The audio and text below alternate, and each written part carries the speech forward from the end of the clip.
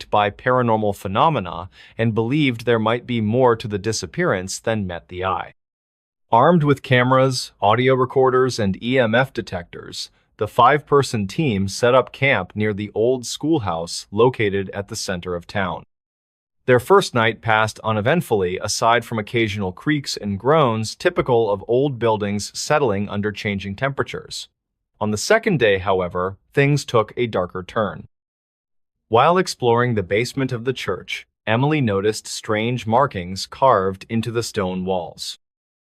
They appeared ancient yet somehow familiar, resembling symbols used in various cultures throughout history to ward off evil spirits.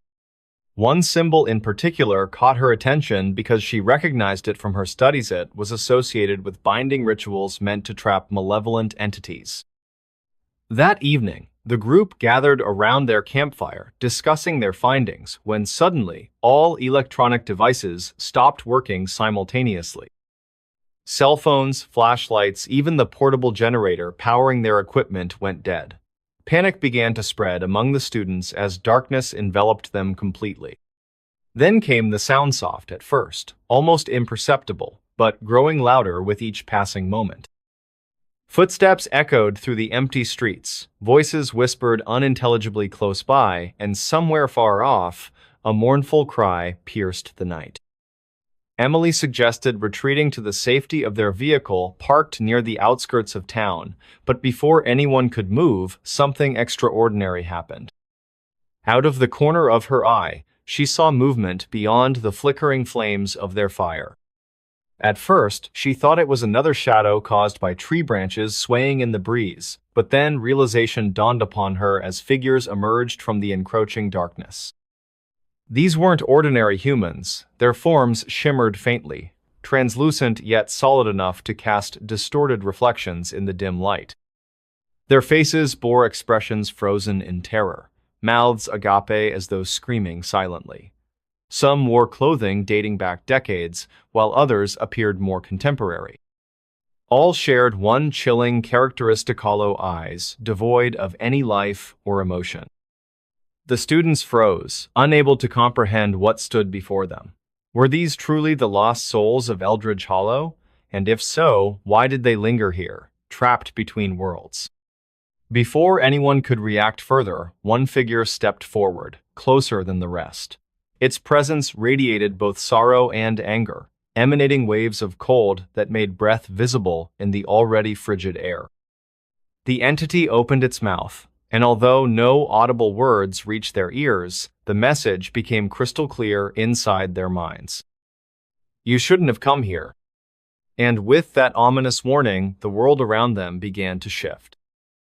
The ground beneath them trembled slightly, and the air grew heavier, pressing down on their chests as if an invisible hand sought to suffocate them.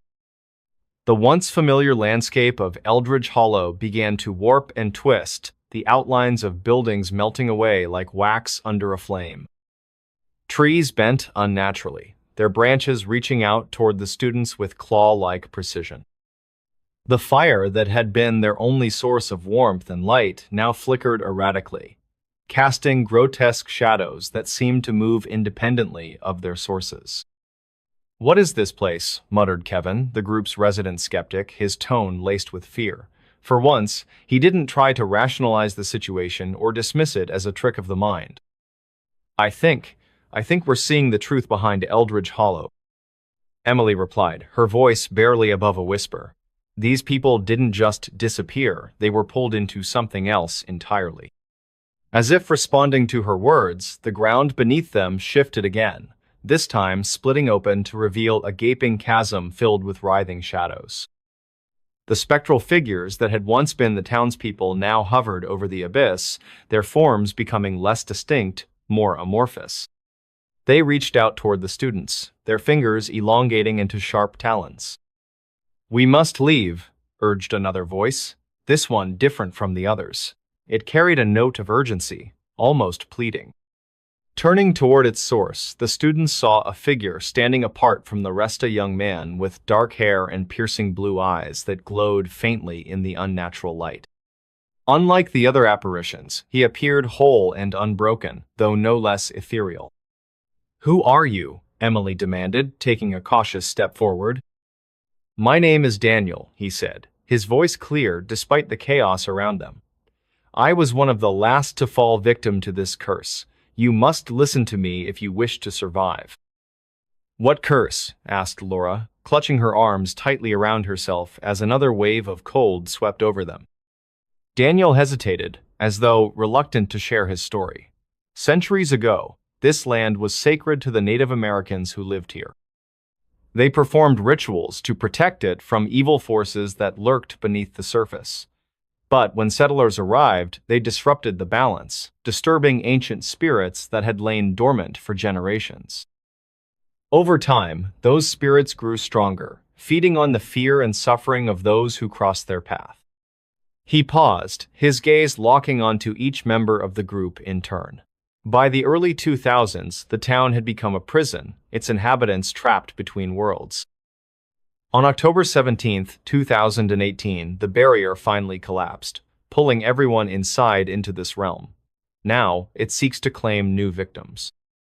But why us? Kevin asked, his voice shaking. We didn't mean to intrude. That doesn't matter. Daniel replied grimly. Once you stepped foot in Eldridge Hollow, you became part of its cycle. The only way to break free is to reverse the ritual that bound these spirits to the land. And how do we do that? Emily pressed, her heart pounding in her chest. Daniel gestured toward the chasm. Deep within that void lies the Heart of Shadows, a crystal formed from the concentrated hatred of the trapped souls. If you can retrieve it and destroy it, the curse will end, but beware, for the spirits will stop at nothing to prevent you from succeeding. Before anyone could respond, the ground trembled violently, throwing them off balance. The spectral figures surged forward, their cries of anguish turning into deafening roars. The chasm widened, spewing forth tendrils of darkness that wrapped around their legs, pulling them closer to the edge. Follow me, Daniel shouted, sprinting toward the nearest rock formation. If we can reach the heart, we might still have a chance. The students exchanged panicked glances before breaking into a run, their footsteps echoing against the cavernous landscape. Behind them, the spirits pursued relentlessly, their forms merging into a single, monstrous entity that towered above the plains. Its mouth opened wide, revealing rows of jagged teeth, and a guttural roar shook the very foundation of the world. As they ran, Daniel explained the layout of the realm, pointing out landmarks that would guide them toward the Heart of Shadows. Along the way, they encountered obstacles designed to test their resolve. Illusions meant to confuse them, traps hidden within the terrain, and moments of doubt that threatened to tear them apart from within. At one point, Kevin stumbled and fell, his ankle twisting painfully beneath him. "Leave me," he cried, tears streaming down his face as the shadowy tendrils crept closer. "Save yourselves." "No," Emily snapped, grabbing his arm and hauling him to his feet. "We're in this together, whether you like it or not." With renewed determination, they pressed onward, their bonds strengthening with every challenge they faced. When they finally reached the entrance to the chasm, Daniel warned them of the dangers ahead. The heart is guarded by the Spirit King itself, a being of pure malice and destruction. To defeat it, you'll need courage, strategy, and perhaps a little luck. Armed with makeshift weapons fashioned from rocks and sticks, the students descended into the depths of the chasm, their hearts pounding in unison as they prepared to face whatever lay ahead. The air grew colder with each step, and the walls shimmered with veins of black crystal that pulsed faintly, as though alive. And then they saw it, the Heart of Shadows, suspended in midair at the center of a vast chamber. It glowed with an eerie light, its surface etched with runes that pulsed in time with the students' own heartbeats. Surrounding it was the Spirit King, a towering monstrosity with multiple arms ending in razor-sharp claws. Its eyes burned with hatred as it regarded the intruders. "You dare to challenge me?" it boomed, its voice reverberating through the chamber. "Foolish mortals, your kind has caused enough suffering. Now you shall join them." Without hesitation, the students launched their attack. using every ounce of strength and ingenuity they possessed. Daniel coordinated their movements, shouting instructions as they dodged the Spirit King's assaults and struck back with everything they had. The battle raged on for what felt like hours, the chamber filling with the sounds of clashing metal, shattering stone, and anguished screams. Just when it seemed all hope was lost, Emily spotted an opening. With a final burst of speed, she darted past the Spirit King's defenses and drove her makeshift weapon straight into the heart of shadows. The crystal shattered instantly, releasing a blinding flash of light that illuminated the entire chamber.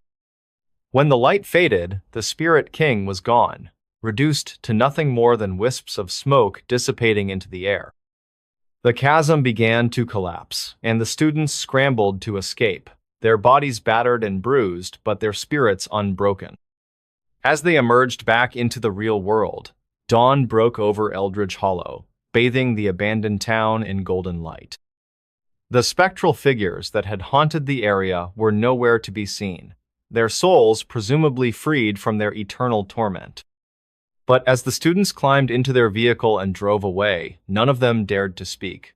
They knew they had survived something extraordinary, but also that the memory of Eldridge Hollow would haunt them forever.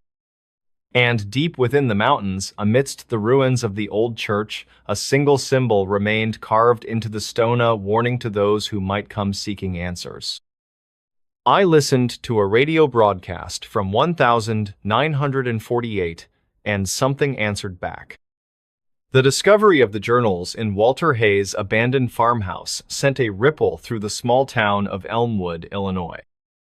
It was late March 2021 when two local teenagers, Jake Miller and Timmy Brown, stumbled upon the property while exploring on their ATVs during spring break.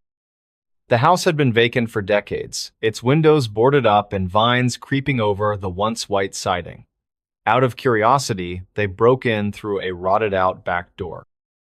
Inside, the air smelled musty, carrying traces of mildew mixed with something metallic like old blood. Dust coated every surface, untouched by human hands for years. On the second floor, hidden beneath a pile of decaying newspapers from the 1950s, they found a locked wooden chest. Using a crowbar they'd brought along just in case, they pried it open to reveal stacks of yellowed notebooks filled with handwritten entries dated between 1947 and 1949. Walter's writings painted a chilling picture of his life as a radio broadcaster. He described strange occurrences in his studio, whispers emanating from the speakers when no one was transmitting, equipment malfunctioning at odd intervals, and, most disturbingly, voices answering him when he least expected them. One entry read, "Today, I asked aloud who was listening. A voice replied, 'We've always been here.' My heart nearly stopped." Jake and Timmy couldn't help but feel uneasy as they flipped through the pages. They snapped photos with their phones and decided to show the findings to Mr. Anderson, their high school history teacher, who often encouraged students to research local folklore. Little did they know, this decision would set off a chain reaction that connected them to Emily Carter across the country. Meanwhile, Emily's disappearance became national news. Investigators scoured her apartment, piecing together fragments of what might have happened. Forensic experts identified faint fingerprints on the charred remains of the radio, belonging to someone other than Emily. This unknown person appeared to have handled the device shortly before the fire started. DNA analysis revealed no match in any public database, leaving authorities baffled. In May 2022, a paranormal researcher named Dr. Margaret Langston arrived in Portland, drawn by the case's peculiarities. She specialized in studying anomalous technology and believed there might be more to the vintage radio than met the eye. After obtaining permission from the fire department, she reconstructed the damaged device using spare parts sourced from antique shops. When powered on, it crackled to life, playing static-laden music that sounded eerily familiar yet outdated. Dr. Langston noticed something unusual about the radio's internal components. Beneath the casing lay intricate wiring patterns resembling fractal designs rather than standard engineering blueprints. These patterns matched symbols sketched in Walter Hayes's journals, which had been published online after Jake and Timmy shared their discovery. Coincidence, or evidence of a deeper connection? Back in Elmwood, Mr. Anderson organized a team of volunteers to search the surrounding woods near Walter Hayes's farmhouse. According to legend, these forests were home to the Whisperers, a group of mysterious entities said to communicate through sound waves. Some claimed they could hear voices in the wind, especially around midnight. Skeptical but intrigued, the group ventured out one moonlit night armed with recording equipment. At precisely 12:03 a.m., their microphones picked up a series of low-frequency tones followed by distorted words. Transcribed later, the message read, "Tell Emily we're waiting." Shaken, Mr. Anderson contacted Dr. Langston immediately, sharing the audio file via encrypted email. By July 2023, both parties realized they were dealing with forces beyond conventional understanding. Dr. Tamsist. Langston theorized that certain frequencies acted as gateways to alternate dimensions or timelines. She hypothesized that the radio served as a conduit, allowing communication between our world and whatever existed on the other side. But why target Emily specifically? And what role did Walter Hayes play in all this? As autumn leaves began to fall, tensions mounted among those involved. Each new revelation only deepened the mystery. In October, Dr. Terrian Langston received an anonymous package containing another journal entry written by Walter Hayes. This time, it detailed his final broadcast, the one Emily heard in 2018. At the bottom of the page, scrawled hastily in red ink, were 3 words. "They're coming for her." Now aware of the danger looming over Emily, Dr. Langston assembled a team including Jake, Timmy, and Mr. Anderson to locate her. Their search led them to a remote cabin nestled in the Cascade Mountains, where they believed she might have gone into hiding. As they approached the isolated structure under a starry sky, they couldn't shake the feeling that unseen eyes watched their every move. Inside the cabin, Emily sat alone, staring at the repaired radio sitting atop a rickety table. Its dial glowed faintly in the dim light, tuned once again to 612 kHz. The voice of Walter Hayes echoed softly through the speakers, repeating his now familiar call sign. But this time, Emily didn't respond. Instead, she waited patiently, knowing full well what awaited her next. And then, the door creaked open. A gust of cold air swept through the room, extinguishing the single candle that provided feeble illumination. Shadows danced wildly across the walls, as if reacting to some unseen force. Emily's breath quickened, though not out of fear. She felt strangely calm, almost resigned. Outside, the howl of the wind grew louder, blending with faint whispers that seemed to emanate directly from the radio itself. "Who's there?" Dr. Langston called out cautiously as she stepped inside, her flashlight beam cutting through the darkness. Behind her stood Jake and Timmy, gripping makeshift weapons fashioned from branches they'd collected along the way. Mr. Anderson lingered near the doorway, his face pale but determined. Emily turned slowly, her eyes meeting Dr. Langston's. "You shouldn't have come," she whispered, her voice steady despite the tension filling the air. Before anyone could respond, the radio emitted a sharp crackle, followed by a burst of static so loud it made everyone flinch. Then, clearer than ever before, Walter Hayes's voice spoke again, but this time it carried an unmistakable edge of panic. "They're here," he intoned, each word heavy with dread. "They've broken through." Before anyone could process the implications, the cabin shook violently as though struck by an earthquake. Books tumbled from shelves, and the wooden floor groaned ominously beneath their feet. In the corner of the room, a mirror hanging crookedly on the wall rippled like water, distorting reflections until they bore no resemblance to reality. From within the warped glass emerged shapes indistinct figures cloaked in shadow, their forms shifting unpredictably.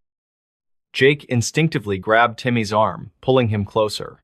"What are those things?" he stammered, his voice trembling. "I don't know," Dr. Langston admitted, her scientific training momentarily overshadowed by raw fear. "But we need to shut down the radio. Now." Emily hesitated, her gaze fixed on the device as if entranced. "It's too late," she murmured. "They've already answered." Suddenly, one of the shadowy figures detached itself from the mirror, stepping fully into the room. Its presence radiated an oppressive weight, forcing everyone to take a step back. Though featureless, the entity exuded malice, its very existence seeming to drain the air of oxygen. More shapes followed suit, emerging not only from the mirror but also from the corners of the room, materializing as if summoned by some invisible command. Mr. Anderson raised his hand, attempting to shield himself and the others. "Stay back," he shouted, though his voice lacked conviction. The shadows paid him no heed, advancing steadily toward the group. In desperation, Dr. Langston lunged for the radio, fumbling with the dials in an effort to disrupt the frequency. Sparks flew as she twisted the knobs, creating bursts of static that temporarily drowned out Walter Hayes' voice. For a brief moment, the entities paused, their movements faltering as if disoriented. But the respite was short-lived. Soon enough, they resumed their approach, undeterred by the interference. Emily finally snapped out of her trance-like state, grabbing Dr. Langston's wrist. "Don't stop," she urged. "Keep trying. If we can sever the connection, maybe we'll stand a chance." Working together, the two women adjusted the radio settings methodically, guided by intuition rather than logic. Meanwhile, Jake and Timmy used their makeshift weapons to fend off the closest shadows, striking blindly at anything that came within reach. Their efforts proved futile. The entities moved with fluid grace, slipping past blows as though untouchable. Amidst the chaos, Mr. Anderson noticed something peculiar about the radio's wiring. Attached to one of the internal components was a small piece of paper bearing a handwritten note. "To close the gate, you must complete the cycle." Below the instruction were coordinates latitude and longitude that corresponded to a location deep within the forest surrounding Walter Hayes' farmhouse. Without hesitation, he shouted the information to the others. "There's a way to stop this. We have to go back to Illinois." Though skeptical, the group agreed there was no better option. With the radio in tow, they fled the cabin, pursued relentlessly by the shadowy figures. The journey ahead promised peril and uncertainty, but one thing remained clear. The answers they sought lay buried in the past, and perhaps the key to survival rested in completing the enigmatic cycle hinted at in Walter Hayes' cryptic message. They said this doll was cursed, but that's not the scariest part. The room seemed to pulse with an otherworldly energy as Marcus and Emily pressed forward, determined to help Elizabeth. The whisper had confirmed their suspicions. She was bound not by malice but by fear, trapped between worlds due to the promise she'd made long ago. Now they faced the daunting task of breaking that vow without unleashing unforeseen consequences. Marcus adjusted his position, placing a hand on the table where Clara rested. His voice carried a mix of authority and compassion as he spoke directly into the void. "Elizabeth," he began, his tone measured yet firm. "We know you're here. We can feel your presence. It's time to let go." For several moments, silence reigned supreme. Then, like ripples spreading across water, the air around them began to shift. A faint glow emanated from Clara's porcelain body, casting eerie shadows on the walls. The temperature continued to drop, and Emily instinctively pulled her sweater tighter around her shoulders. "I don't want to leave," came another whisper, this time tinged with desperation. It wasn't anger or hostility, it was pure terror. Elizabeth's spirit clung to the doll, not out of hatred, but because it represented safety, even in death. "It's okay," Emily found herself saying, her voice trembling but resolute. "You're safe now. You don't have to stay here anymore. Let us help you." The response was immediate. The glow intensified, illuminating the room in a ghostly light. Shadows flickered erratically, almost as if struggling against some invisible force.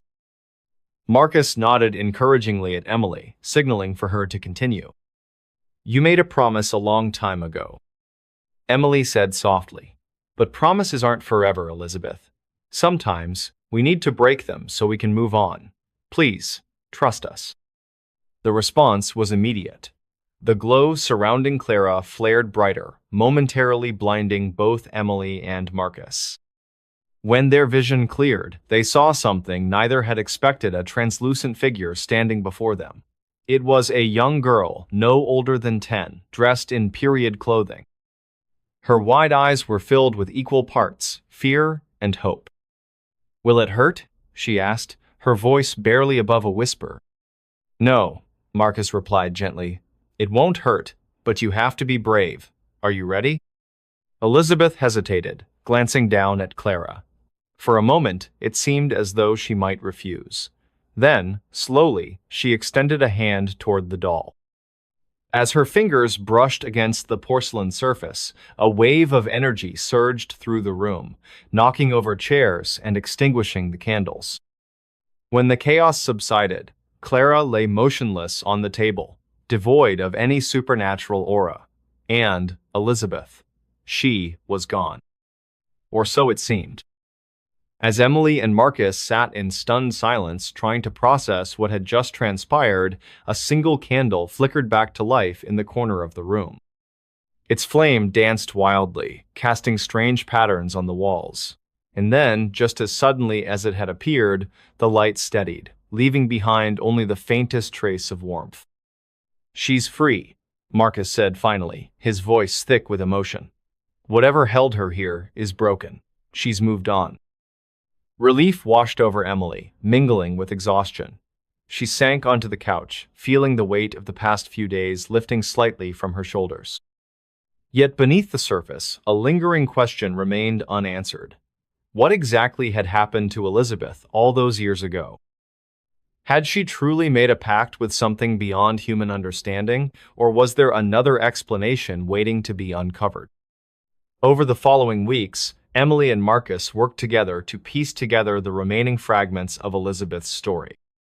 They scoured old church records, consulted historians, and even revisited the riverbank where she'd drowned. Along the way, they discovered hints of darker forces at play, forces that suggested Elizabeth's deal hadn't been entirely voluntary. One particularly chilling discovery came from an ancient journal hidden away in the town archives. Written by a priest who had lived during Elizabeth's time, it detailed accounts of unnatural occurrences in Elmwood Heights. Among these entries was one mentioning a dark entity preying on vulnerable souls, offering false promises in exchange for eternal servitude. Could Elizabeth's promise have been part of a larger scheme? Or was she simply a victim caught in the crossfire of forces beyond comprehension? While they never found definitive answers, one thing became clear. Clara was more than just a cursed doll. She was a conduit, a relic tied to events far older and more sinister than anyone realized. By freeing Elizabeth, Emily and Marcus had disrupted a delicate balance, but whether that disruption would bring peace or unleash further chaos remained to be seen. In the end, Emily decided to donate Clara to a historical museum, ensuring the doll would remain under close supervision rather than falling into the wrong hands. Marcus returned to his investigations, vowing to dig deeper into the mysteries surrounding Elmwood Heights. And Emily? She moved on, carrying with her the knowledge that some stories are meant to be told and others are best left buried. But late at night, when the wind howled through the trees and the moon cast silvery light across her bedroom window, Emily couldn't shake the feeling that someone or something was still watching. Not maliciously, not threateningly, but with an unspoken curiosity, as if waiting patiently for the next chapter to unfold. I spent one night alone in a cemetery. Here's what recorded on my phone. It all started on a chilly October evening in 2019. The date was October 27th, just 3 days before Halloween. I still remember the exact moment when my curiosity got the better of me. My name is Alex Carter, and at that time I was living in the small town of Willow Creek, nestled in the heart of Ohio. It's one of those towns where everyone knows each other, and local legends are passed down from generation to generation. That particular night, I found myself standing at the entrance of St. Mary's Cemetery. The place had been abandoned for years, its once pristine grounds now overgrown with weeds and ivy. The iron gates creaked as the wind picked up, sending shivers down my spine even before I stepped inside. I had heard stories about this cemetery since I was a child, tales of a ghostly figure seen wandering among the tombstones after midnight, and strange lights that would appear in the distance. But what really drew me here was something different. Earlier that week, while exploring old newspaper archives online, I stumbled upon an article from 1982. It mentioned a series of unexplained disappearances in the area during the late 70s and early 80s. All the victims were last seen near this very cemetery. Some claimed they had heard laughter coming from the shadows just before vanishing without a trace. The air was thick with anticipation as I entered the cemetery at exactly 11:45 p.m. My phone's flashlight barely pierced through the darkness, casting long, distorted shadows across the weathered gravestones. The moon hung low in the sky, partially obscured by thin clouds that drifted lazily overhead. The temperature dropped noticeably as I ventured deeper into the labyrinth of tombs and mausoleums. I decided to record everything using my phone, hoping to capture some evidence of whatever supernatural phenomena people spoke about. As I walked, I noticed how eerily quiet it was. No crickets, no owls, not even the rustling of leaves despite the gentle breeze. It felt unnatural, almost as if the entire world held its breath waiting for something to happen. At precisely 12:15 a.m., I reached the oldest section of the cemetery, where many of the graves dated back to the mid-1800s. There stood a large marble angel statue, its face worn smooth by decades of exposure to the elements. According to legend, this was the spot where most sightings occurred. Standing there under the pale glow of my phone screen, I couldn't shake the feeling that I was being watched. Suddenly, a faint sound broke the silence. The soft click of heels against stone. It came from somewhere behind me but faded quickly into the distance. I turned around, scanning the area with my flashlight, yet saw nothing unusual. Still, my instincts told me to stay put and keep recording. Minutes passed, each one stretching longer than the last until finally, at 12:37 a.m., I captured something extraordinary. On the video playback, you can clearly see a shadow moving between two tombstones far ahead. But here's the strange part. There shouldn't have been enough light for such distinct movement. And when I zoomed in later, I could make out a figure wearing what appeared to be an antique dress, her hair flowing freely in the non-existent wind. She seemed to be watching me intently before disappearing completely behind another headstone. By now, my heart was pounding so hard I thought it might burst out of my chest. Yet, instead of leaving immediately, I chose to follow the path she had taken. Each step felt heavier than the last, as though invisible forces resisted my progress. When I arrived at the location where she vanished, I discovered something unsettling. Fresh footprints pressed into the damp earth, leading toward the center of the cemetery. Following these tracks brought me to an open clearing surrounded by towering oaks, whose branches intertwined high above like skeletal fingers reaching for the heavens. In the middle of the clearing lay an ancient oak tree with a hollow trunk wide enough for someone to crawl inside. Curiosity overcoming fear, I approached cautiously, shining my light into the dark cavity within. Inside, I found remnants of burnt candles scattered around alongside pieces of torn fabric and strange symbols etched into the bark. They looked familiar somehow, reminding me of images I'd seen in books about occult practices. But before I could examine them further, the atmosphere changed dramatically. The wind howled louder now, carrying whispers that seemed to form words in a language I didn't recognize. Then, without warning, my phone battery died completely, plunging me into total darkness. As I stood there, unable to see anything beyond arm's length, panic began creeping in.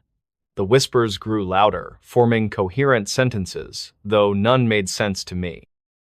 Suddenly, I felt a cold presence brush past my shoulder, followed by a chilling laugh echoing through the clearing.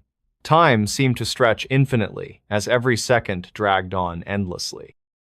Regaining composure slightly, I fumbled in my pocket for matches I always carried, just in case. After several failed attempts due to trembling hands, I managed to strike one against the box. The tiny flame illuminated only a small portion of my surroundings, but revealed enough to send shockwaves through my body. Surrounding the clearing were more figures, their silhouettes barely distinguishable amidst the encroaching darkness. They moved silently, circling the clearing much like predators stalking prey. One figure stepped forward, closer than the others. Its outline resembled that of a woman draped in tattered clothing reminiscent of Victorian fashion. Her face remained obscured, hidden beneath layers of fog-like substance swirling around her head. However, her eyes glowed faintly, piercing through the gloom with an intensity that sent chills coursing down my spine. Desperation fueled adrenaline, allowing clearer thinking, despite overwhelming terror. Using the match's remaining light, I located a loose rock nearby and prepared to defend myself should the situation escalate further. Meanwhile, the entity continued advancing slowly, maintaining eye contact while emitting guttural sounds akin to reversed speech patterns often associated with paranormal investigations. Moments later, another unexpected event unfolded. From the direction of the cemetery entrance came beams of light cutting through the dense veil of night. Shouts echoed faintly, growing louder as whoever approached drew nearer. Relief washed over me temporarily until realization struck. Entering such places alone wasn't wise, especially after witnessing phenomena defying explanation. Still unsure whether help arrived or additional complications manifested, I maintained vigilance, ready to act decisively regardless of outcome. The shouts grew louder, and soon I could make out voices calling my name. Alex, Alex Carter.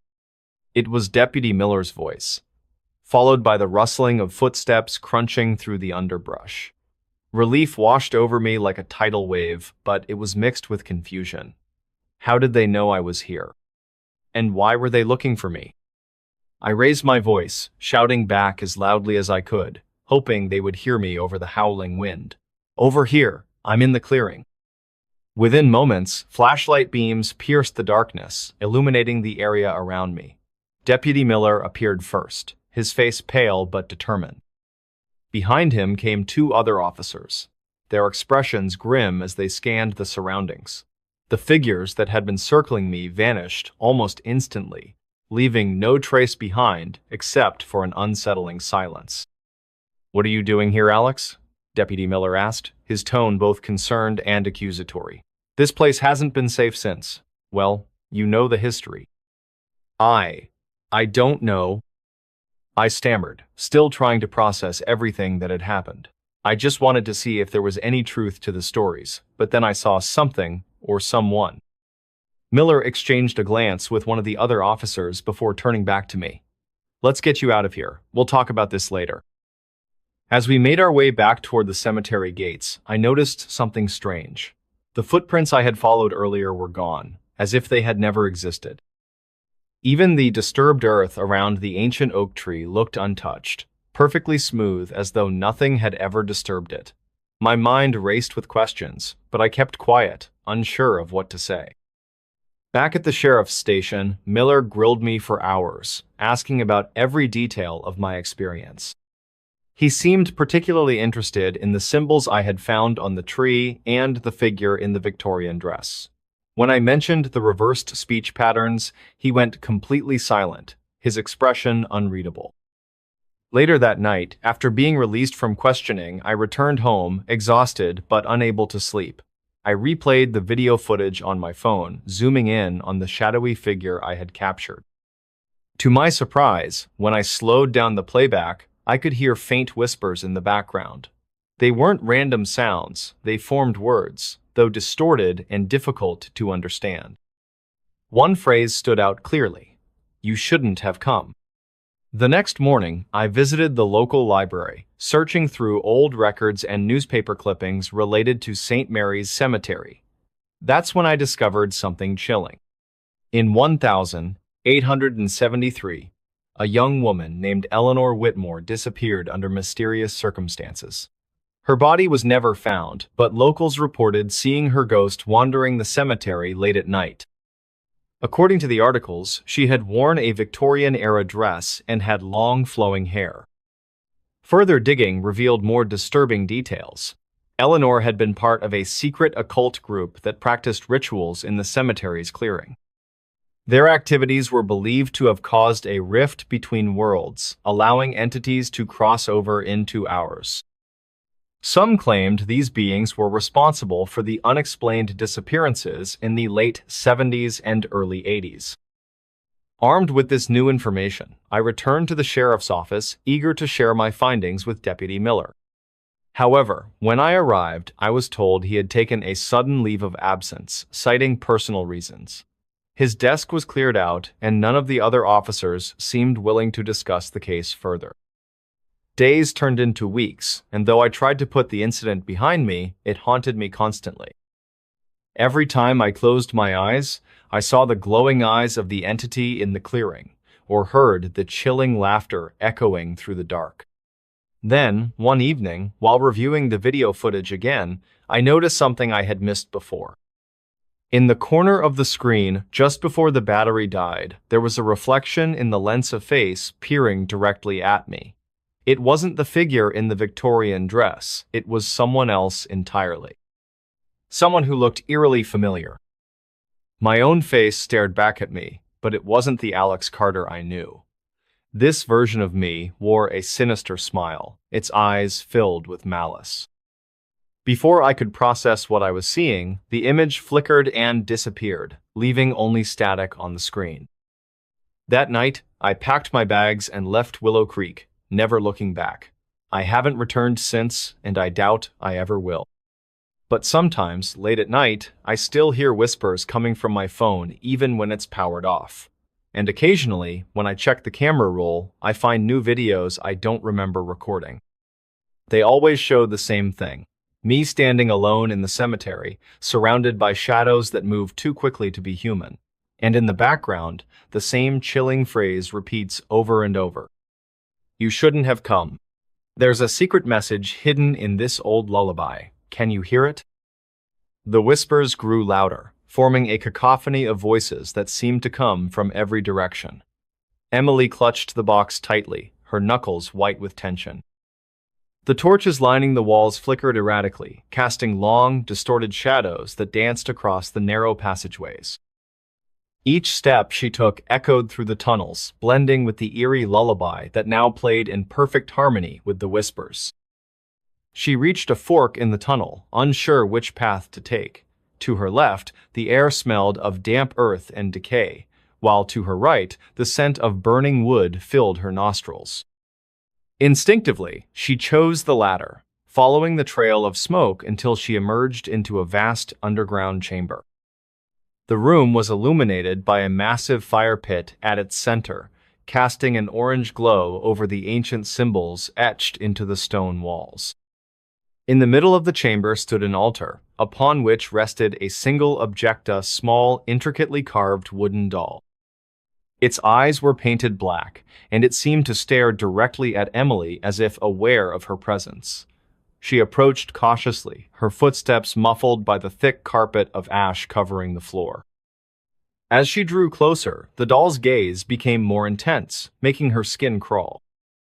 Suddenly, the ground beneath her feet trembled violently, causing her to stumble backward. From the shadows surrounding the chamber, figures began to emerge, men and women dressed in tattered robes, their faces obscured by hoods. They moved silently, forming a circle around the altar, leaving Emily trapped between them and the exit. One of the figures stepped forward, lowering their hood to reveal a gaunt face with hollow eyes.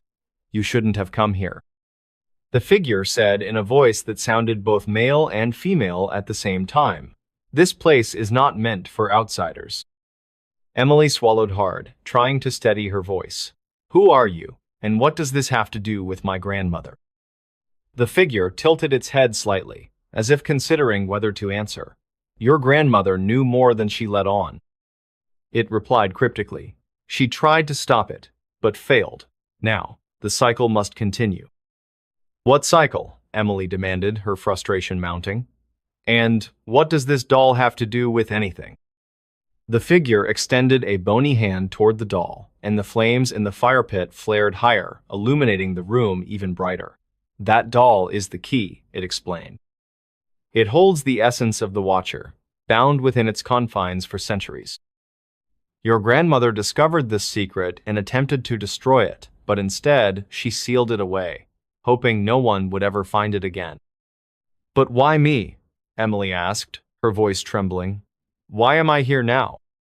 The figure paused, glancing briefly at the others in the circle before returning its gaze to Emily.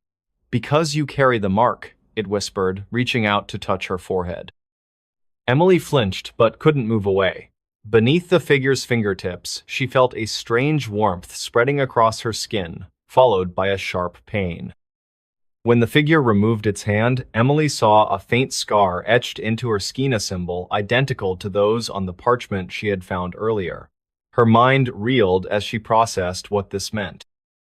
Was she somehow connected to the Watcher, or was she merely another pawn in a much larger game?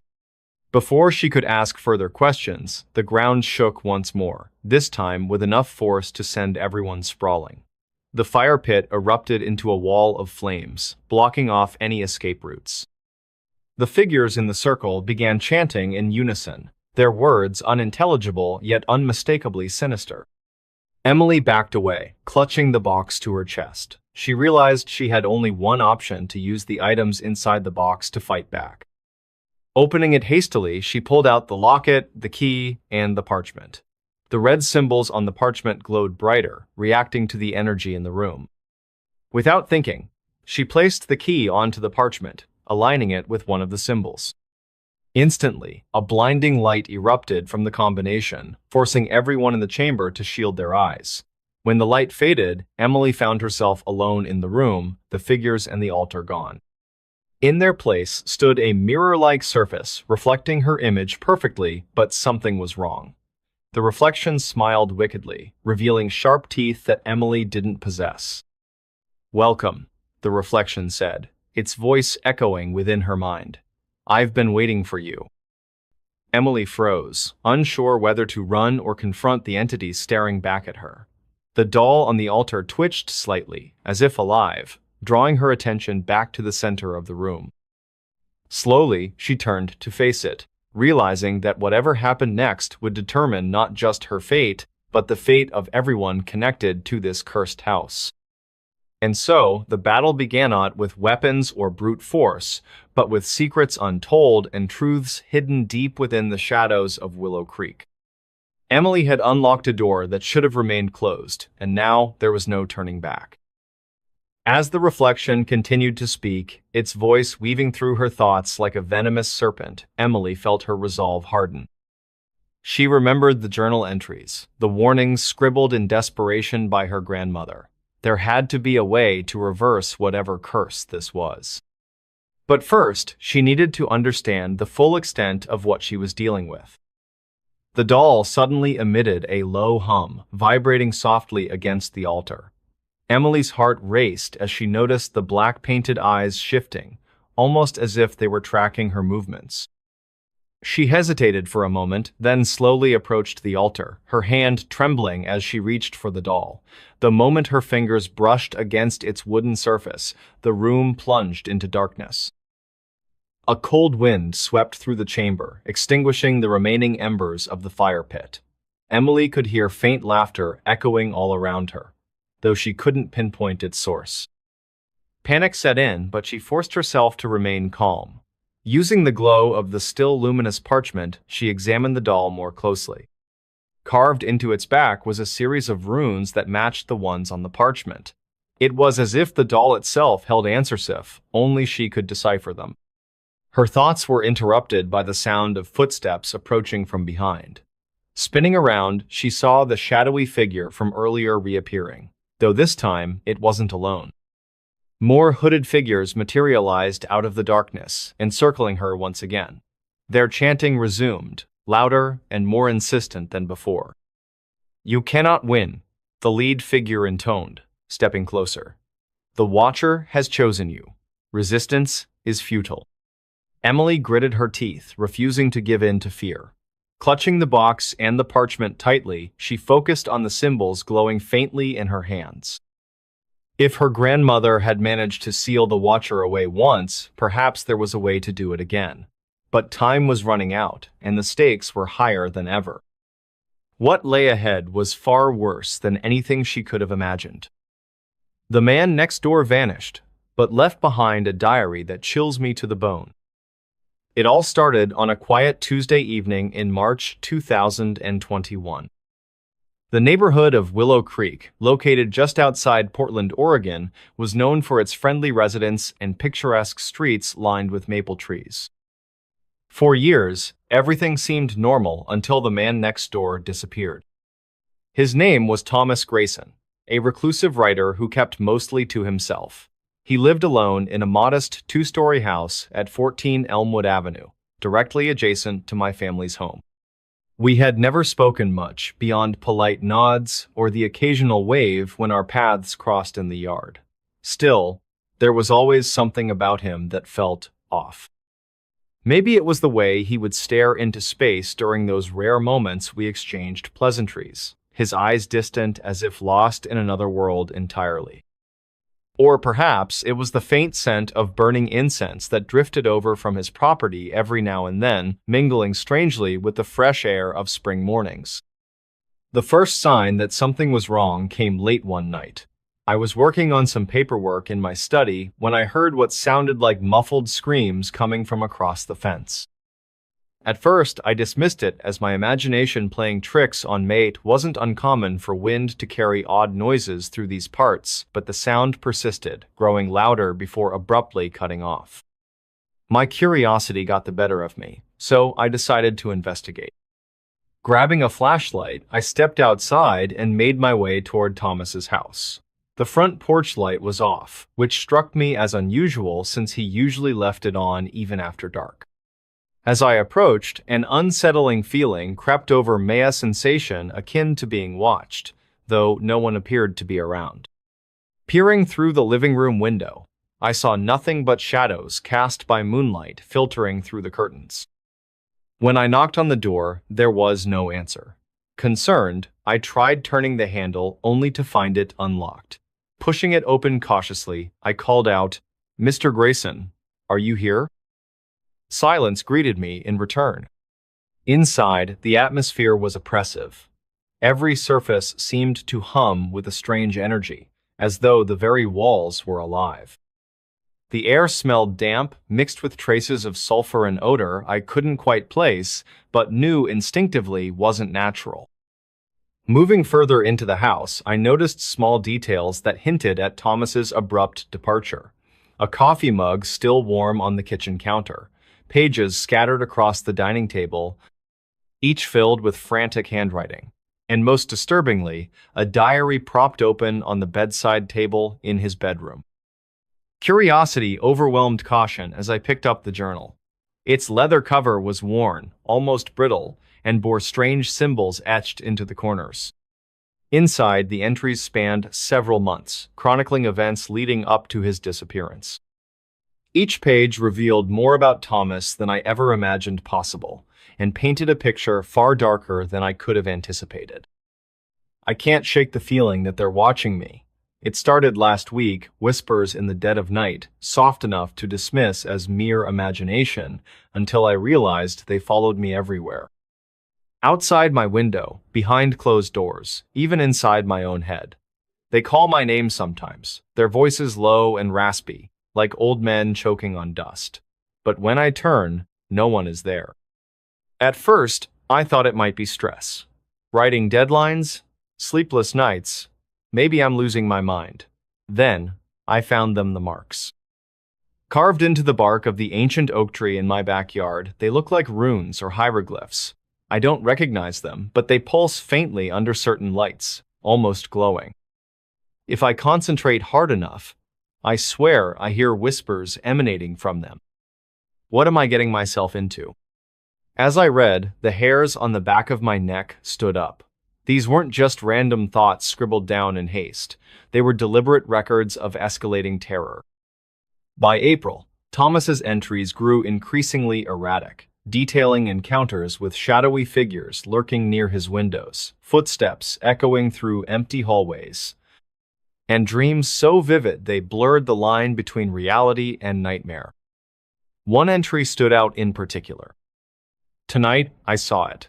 Not just the shadows, they've been part of my life for weeks now, but it, whatever it is, it manifested fully for the first time while I sat writing at my desk. A figure emerged from the corner of the room, tall and gaunt, its face obscured by darkness. Its presence radiated cold, freezing the air around me. I couldn't move, couldn't scream, could only watch as it leaned closer, whispering words too ancient to comprehend. Then it vanished, leaving behind a single word scrawled in red ink on the wall. Remember. Is this madness? Am I hallucinating? Or has something truly evil taken root in my home? By the time I reached the final pages, my hands trembled. The last entry dated back to May 3rd, barely legible due to the urgency with which it was written. They know I'm onto them. The whispers have grown louder, insistent now, demanding sacrifices I refuse to make. Last night, I caught glimpses of movement outside my window. Dozens of shapes gathering beneath the oak tree, forming a circle around it.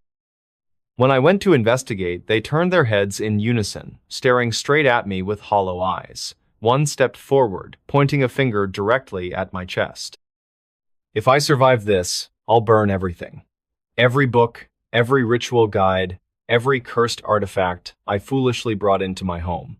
Until then, I must endure your escape. That was where the diary ended. No explanation, no resolution, just silence. Shaking off the chill running down my spine, I placed the journal back where I'd found it and began searching the rest of the house for clues.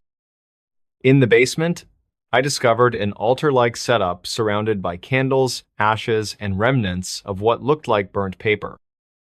Symbols identical to those carved into the oak tree covered the walls, some smudged as though hastily erased. But the most alarming discovery awaited me upstairs. Hidden beneath Thomas's bed was a locked wooden box. After fumbling with the latch for several minutes, I managed to pry it open, revealing its contents. Photographs of local landmarks, newspaper clippings about missing persons cases dating back decades, and a folded map marked with X's corresponding to specific locations throughout Willow Creek. Before I could examine the items further, the lights flickered violently, plunging the house into darkness. A low growl echoed through the halls, followed by the sound of heavy footsteps ascending the stairs. Panic surged within me, urging me to flee. Grabbing the box and diary, I sprinted out of the house, locking the door behind me as I ran. Back at my own home, I barricaded myself inside, heart pounding as I replayed the events of the evening in my mind. Something unnatural lingered within Thomas Grayson's house, and whatever it was, it hadn't finished with him yet. Now, days later, I sit here writing this account, piecing together fragments of information from the diary and other sources. The photos and maps hint at a pattern connecting Thomas's disappearance to others in the area, people who vanished without a trace, their homes left eerily intact like his. Could there be a larger force at play? One responsible for all these vanishings? And why does the phrase "remember" keep haunting me? As dawn breaks outside, I realize I may not have long to uncover the truth. Whatever happened to Thomas, whatever drove him to write those chilling entries, feels dangerously close to finding me next. The whispers begin again. soft at first, then louder, filling the room with echoes of a language I don't understand. My skin prickles as I glance toward the window, catching sight of movement beyond the glass. Shadows gather, forming silhouettes that mimic human forms, their hollow eyes fixed on mine. Determined to unravel the mystery, I spent the following days poring over the contents of the box Thomas had hidden. Among the newspaper clippings were articles spanning nearly 50 years, each detailing a similar case. Individuals who vanished mysteriously from their homes, leaving behind no evidence of struggle or abduction. What connected them, however, was the location of their disappearances. All occurred near ancient oak trees scattered throughout Willow Creek. One article caught my attention in particular. Dated back to 1978, it described a group of teenagers who claimed to have witnessed strange ceremonies conducted beneath one such tree during a full moon. According to their testimony, hooded figures chanted in an unknown tongue, circling the base of the tree while holding lit torches. The teens fled in terror, but upon returning the next morning, they found the ground scorched and the tree bearing markings identical to those Thomas had documented in his diary. Could these rituals still be taking place? And if so, who or what was performing them? My investigation led me to the oldest resident in Willow Creek, Mrs. Eleanor Whitaker, a retired librarian with a wealth of knowledge about the town's history.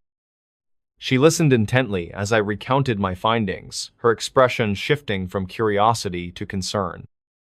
"The oaks," she murmured, her voice tinged with unease. "They've always been sacred sites for the indigenous tribes that once inhabited this land. Legends say they serve as gateways between worlds, places where the veil between reality and the supernatural thins." She paused, choosing her words carefully. In the past, settlers misinterpreted these beliefs, using the trees for their own twisted purposes. Rituals performed beneath them often invoked entities best left undisturbed. Some believe those spirits remain trapped, feeding on fear and suffering to sustain themselves. Her warning sent shivers down my spine. If Thomas had unknowingly stumbled upon one of these portals, it explained both his fascination with the oak tree in his yard and the horrors he documented in his diary. But what did it mean for me? Had I inadvertently drawn attention to myself by delving into his secrets? That night, I couldn't sleep. Every creak of the floorboards, every rustle of leaves outside my window set my nerves on edge. Around midnight, the whispers returned, this time clearer, more urgent. They weren't random sounds anymore, they formed coherent phrases, though spoken in a language I didn't recognize. Leaning closer to the window, I strained to decipher their meaning. Suddenly, the temperature in the room dropped sharply. Frost spread across the glass in intricate patterns resembling the symbols carved into the oak tree. My breath hitched as I watched the frost take shape, forming letters that spelled out a single word: come. Fear gripped me, but so did resolve.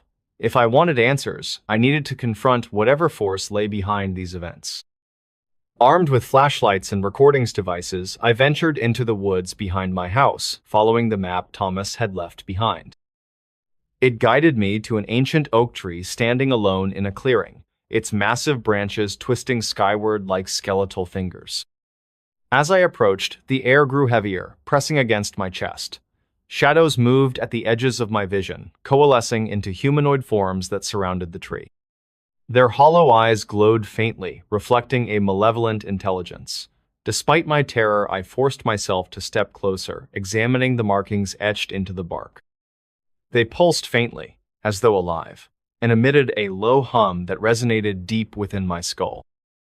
Then, from somewhere within the tree, a voice spoke not aloud, but directly in my mind. It carried a tone of authority, laced with menace. "You should not have come here," it intoned. "Your kind meddles where it does not belong. Leave now, or suffer the consequences." I hesitated, torn between fleeing and pressing further. Before I could decide, the ground beneath me trembled violently, throwing me off balance. Roots erupted from the earth, snaking toward me with startling speed. Panic surged through me as I scrambled backward, narrowly avoiding their grasp. But the tree wasn't done. From its trunk emerged a figure unlike anything I'd ever seen, a towering entity draped in tattered robes, its face obscured by a mask of jagged wood. It raised its arms and the surrounding shadows converged, forming a barrier that blocked my path to safety. Trapped, I turned back to face the creature, my heart pounding in my chest. Whatever it was, it had answers and I intended to get them, even if it meant risking everything. I watched a security camera footage that shouldn't exist. Watch until the end. It was a quiet evening in early November 2018 when Ethan Carter, a night shift security guard at the Portland General Hospital in Oregon, stumbled upon something that would change his life forever. The hospital had recently installed new surveillance cameras to monitor its parking lot and surrounding areas more effectively. As part of his routine duties, Ethan spent most of his shift reviewing footage from these cameras, ensuring everything remained secure. At around 3:47 a.m., while scrolling through the day's recordings, Ethan noticed an unfamiliar timestamp on one of the files labeled Camera 7. The file indicated it was recorded on October 30, honest, 1986, a date long before the hospital even existed in its current location. Curious, but dismissing it as a glitch, he clicked play, expecting nothing more than static or corrupted video. Instead, what unfolded on the screen left him frozen in disbelief. The footage showed the same parking lot where Ethan worked, though it looked drastically different, darker, emptier, with outdated cars parked haphazardly. A figure walked slowly across the frame, their face obscured by shadows. They moved unnaturally, dragging their feet as if weighed down by something invisible. Ethan rewound the clip multiple times, trying to make sense of what he saw. Each time, the figure appeared identical, a man dressed in a tattered suit, his head tilted slightly downward. Ethan decided to investigate further, logging into the hospital's database to cross-reference any records from 1986. To his surprise, there were no entries for Camera 7 prior to its installation in 2015. Yet here was undeniable proof that the camera had somehow captured images decades earlier. His mind raced with questions. How was this possible, and why did the footage exist now? By 4:12 a.m., Ethan's curiosity turned into unease. He reached for his phone, intending to call his supervisor, Mr. Harris, but stopped mid-dial. Something about the situation felt wrong, not just eerie, but dangerous. Before he could act, the intercom system crackled to life without anyone activating it. A low, distorted voice whispered, "You shouldn't have watched." Ethan dropped his phone, his heart pounding against his chest. The room temperature plummeted, and frost began forming on the glass of the monitors in front of him. He grabbed his jacket, ready to flee, but hesitated when another message flashed across the screen. Watch until the end. Reluctantly, Ethan obeyed, pressing play again. This time, the footage revealed details he hadn't noticed before. In the background, behind the shadowy figure, stood a young woman wearing a white dress. Her hair hung loosely over her face, obscuring her features, but her posture suggested she wasn't walking willingly. She seemed to be dragged toward the edge of the frame, vanishing abruptly as if stepping off a cliff. The scene shifted suddenly, cutting to black for several seconds before returning to the same location. But now, the parking lot was filled with dozens of people, all standing perfectly still. Their faces pointed directly at the camera, yet none blinked or moved. Ethan leaned closer, squinting to identify them, when the image froze entirely. On the screen, every single person turned their heads simultaneously, locking their gaze on the viewer. Before Ethan could react, the power cut out completely, plunging the control room into darkness. Panic set in as he fumbled for his flashlight, illuminating the space just enough to confirm he was alone. But the silence outside told a different story. Footsteps echoed faintly in the distance, growing louder with each passing second. 2 days later, news spread throughout the hospital about Ethan's disappearance. Surveillance tapes from the night of November 3rd showed him entering the control room but never leaving. Investigators recovered the mysterious footage from camera 7, along with additional clips Ethan hadn't seen. These new recordings depicted scenes from various dates spanning the late 1970s to the early 1990s, all taking place in locations that no longer existed. Among the recovered files was a handwritten note found near Ethan's desk. It read simply, "They're watching us." Meanwhile, in Elmwood, Illinois, a retired police officer named Robert Gray became increasingly obsessed with solving cold cases involving missing persons. One particular case haunted him: the disappearance of a nurse named Clara Hayes in 1986. According to reports, Clara vanished without a trace after working her final shift at a small medical clinic located near the present-day site of Portland General Hospital. Coincidentally, the clinic closed down shortly after her disappearance, leaving behind only rumors and unanswered questions. Robert dug deeper, uncovering old photographs and documents related to the clinic. Among them was a blueprint showing the exact layout of the building, and strangely, it included plans for a basement level that wasn't mentioned in official records. Intrigued, Robert contacted Dr. Margaret Langston, a paranormal researcher based in Seattle who had previously consulted on similar cases involving anomalous technology. Dr. Langston arrived in Elmwood in April 2022, bringing along equipment designed to detect electromagnetic anomalies. Together, they explored the abandoned property where the clinic once stood. Beneath layers of dirt and debris, they discovered remnants of the hidden basementa concrete staircase leading deep underground. Inside, they found remnants of outdated electronics, including parts resembling those used in modern surveillance systems. One device caught their attention: a circular panel embedded in the wall, covered in strange symbols etched into the metal surface. When activated, the panel emitted a faint hum, followed by a series of clicks reminiscent of Morse code. Deciphering the pattern led them to a specific frequency, 612 kHz. Back in Portland, investigators pieced together fragments of Ethan's last moments. Forensic analysis revealed fingerprints on the recovered footage belonging to someone other than Ethan or any known staff member. DNA tests failed to match the sample against existing databases, raising suspicions about what had tampered with the evidence. In May 2023, Dr. Langston connected the dots between the Portland hospital's mysterious footage and the findings in Elmwood. She theorized that certain frequencies acted as gateways to alternate timelines or dimensions, allowing glimpses into past events that shouldn't logically coexist. However, she warned that prolonged exposure to such phenomena risked attracting unwanted attention from entities trapped within these overlapping realities.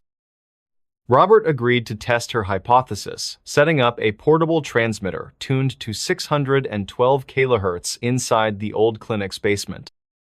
At precisely midnight, the device crackled to life, playing static-laden whispers that grew louder with each passing minute. Suddenly, the room filled with cold air, and shadows danced erratically across the walls. From the corner of the room emerged a faint silhouette woman in a white dress, her face obscured by tangled hair. "Clara?" Robert called out, his voice trembling. The figure didn't respond, but continued advancing steadily toward them. Behind her, more shapes materialized, their forms shifting unpredictably. Dr. Langston attempted to deactivate the transmitter, but the device refused to power down. Realizing they couldn't escape, the pair braced themselves for whatever came next. As dawn broke over Elmwood, search teams discovered the abandoned clinic engulfed in flames, its structure reduced to ashes. No bodies were recovered, though scattered among the ruins were pages torn from a journal belonging to Clara Hayes. Written in frantic handwriting, the entries described visions of a world consumed by darkness, populated by beings who whispered secrets meant to drive her mad. And so, the mystery deepened, connecting lives separated by decades and miles. What lay beyond the veil of reality, and how far would those involved go to uncover the truth or survive the consequences? Inside the charred remains of the clinic, a single surveillance camera still functioned, transmitting live footage to an unknown recipient. On the screen, the words scrolled silently. Watch until the end. I recorded my bedroom for one night. What I heard still gives me chills.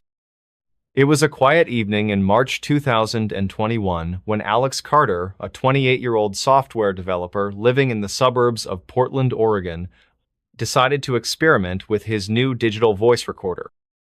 The device had been sitting unused on his desk for weeks, purchased during one of those late-night Amazon binges that often followed long hours of coding. That night, however, something felt different off-even, and Alex couldn't shake the feeling that he wasn't alone in his small apartment. The apartment itself was nothing special. 2 bedrooms, a modest kitchen, and a tiny balcony overlooking a busy street. Alex had moved in just 6 months prior, drawn by its affordability and proximity to work. But lately, strange things had been happening. Doors would creak open by themselves. Faint whispers seemed to drift through the walls at night, and occasionally, he'd hear soft footsteps outside his bedroom door when no one else was home. At first, he dismissed it as old building quirks or overactive imagination, but the occurrences grew more frequent and unsettling. That particular Friday night, after finishing up a particularly grueling project deadline, Alex decided to test out the recorder. He placed it on his bedside table, set it to record continuously, and left it running overnight. His plan was simple: capture any unusual sounds that might explain what he'd been hearing.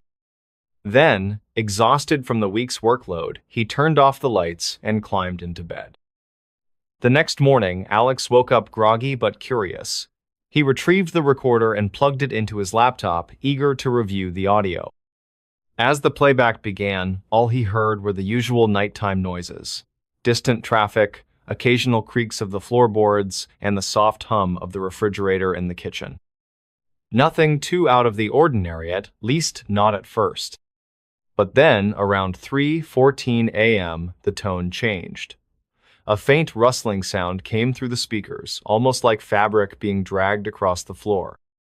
Alex paused the recording, rewound it, and listened again. This time, he noticed something else: a low whisper, barely audible but unmistakable. It sounded distorted, as if coming from far away, yet it sent shivers down his spine. He continued listening, heart pounding faster with each passing second. The whispers grew louder, clearer, until they formed words, or rather, fragments of words. They weren't spoken in English, though. The language was unfamiliar, guttural, and unsettling. Suddenly, there was a sharp knock against the wall, followed by a chilling childlike giggle that echoed eerily before fading into silence. Alex stopped the playback immediately, staring at the screen in disbelief. Had he really just recorded that, or was it some kind of glitch? To be sure, he replayed the segment multiple times, confirming that the sounds were indeed real. His mind raced with questions. What or who had made those noises? And why did it feel so personal? Determined to get to the bottom of this, Alex spent the rest of the day researching paranormal phenomena online. He stumbled upon forums filled with stories similar to his own, people claiming to have captured unexplainable sounds using basic recording equipment. Some suggested leaving offerings or performing rituals to appease whatever entity might be present, while others warned him to stop meddling altogether. None of these answers satisfied him, though. He needed concrete evidence, not speculation. That evening, Alex decided to try another experiment. This time, he positioned 3 additional recorders throughout the apartment, one in the hallway, one in the living room, and another near the front door. He also placed a camera on a tripod in his bedroom, aiming it directly at the doorway. If anything happened that night, he wanted to catch it on both audio and video. As midnight approached, Alex lay awake, unable to sleep. Every little noise, the hum of the air conditioner, the rustle of leaves out, seemed amplified in his mind. Finally, exhaustion took over, and he drifted off, leaving the devices running. When he woke up the following morning, the first thing he did was check the recordings. The hallway and living room devices picked up nothing unusual, but the one in his bedroom told a different story. Around 2:57 a.m., the same eerie laughter from the previous night could be heard, only this time it was accompanied by something else, a rhythmic tapping sound, like fingers drumming against wood. Then, without warning, the laughter stopped abruptly, replaced by a deep growl that reverberated through the room. Alex froze, rewinding the clip repeatedly to make sure he wasn't imagining things. The growl sounded primal, animalistic, and utterly terrifying. It was followed by a series of muffled thuds, as though someone or something was pacing back and forth. Turning his attention to the camera footage, Alex discovered something even stranger. For most of the night, the video showed nothing out of the ordinary. But during the exact moments when the growls occurred, the image flickered slightly, as if disrupted by an invisible force. More alarmingly, a shadowy figure appeared briefly in the corner of the frame, standing motionless near the doorway before vanishing completely. Alex sat back in his chair, stunned. Whatever was haunting his apartment wasn't imaginary, it was real, and it seemed to be growing bolder. Over the next few days, Alex documented every strange occurrence meticulously. The noises continued. More whispers, more laughter, more inexplicable sounds, but now they were joined by physical manifestations. Objects would move on their own, doors would slam shut, and once he even caught a glimpse of a fleeting shadow darting past the bathroom mirror. Desperate for help, Alex reached out to a local paranormal investigator named Marcus Kane, whose YouTube channel featured dozens of videos exploring haunted locations across the Pacific Northwest. To his surprise, Marcus agreed to visit the apartment, intrigued by the detailed logs Alex provided. On the appointed evening, Marcus arrived carrying an array of specialized equipment, EMF detectors, thermal cameras, and even a Ouija board. Together, they set up shop in Alex's living room, reviewing the recordings and discussing potential explanations. Marcus listened intently, nodding along as Alex recounted everything that had happened since the initial recording. "I've seen cases like this before," Marcus admitted cautiously. "Sometimes, entities attach themselves to specific places or objects. Other times, they're drawn to certain individuals. Based on what you've described, it sounds like we're dealing with something intelligent and possibly malevolent." Before Alex could respond, the EMF detector began beeping wildly, its needle swinging erratically. Both men exchanged uneasy glances, then followed the readings to the hallway, where the device pointed toward Alex's bedroom door. Slowly, Marcus opened it, revealing a scene that neither of them expected. Inside, the temperature had dropped noticeably, creating a thick layer of condensation on the walls. The air smelled stale, almost suffocating. In the center of the room stood the tripod holding the camera, tilted slightly downward as if disturbed. Beneath it lay a single object Alex didn't recognize, a small, ornate box carved with intricate patterns. "What is that?" Marcus asked, pointing to the box. Alex shook his head, equally confused. "I've never seen it before. It wasn't here yesterday." Marcus carefully picked up the box, examining it closely. These symbols, they look ancient, almost ritualistic. He flipped it open, revealing several items inside. A fragment of blackened candle wax, a strand of hair, and a folded piece of paper covered in handwritten text. Before either man could read the note, the lights in the apartment began flickering uncontrollably. A cold breeze swept through the room despite all the windows being closed. Alex felt a presence behind him and turned quickly, but no one was there. Instead, he saw the camera lens reflecting an image that shouldn't have been possible, a pair of glowing red eyes staring straight at him. And then, the real nightmare began. Let's begin. I opened the locked room in my house. You won't believe what I found inside. It was a quiet evening in October when everything changed. The sun had already dipped below the horizon, casting long shadows across the small town of Willow Creek. nestled deep within the Appalachian Mountains. The air carried a crisp chill that hinted at winter's approach,